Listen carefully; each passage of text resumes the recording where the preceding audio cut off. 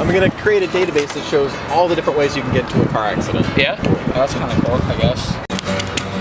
So I'm driving. Right here is?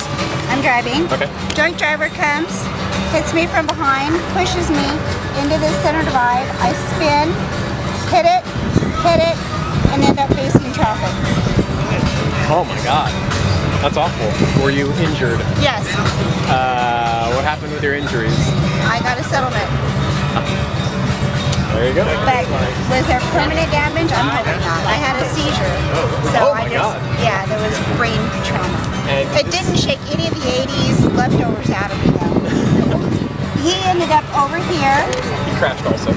Well, his front end was smashed, so Right. he couldn't drive very far. So he landed here, got out of his car, locked the door and stood behind it. Didn't realize he had hit me and was thinking he was in a completely different city. I mean, he didn't even know he You know, he hit me. was so drunk. When I went to court, I finally found out he blew a .29. Wow. Well, I'm sorry that happened to you. That's okay.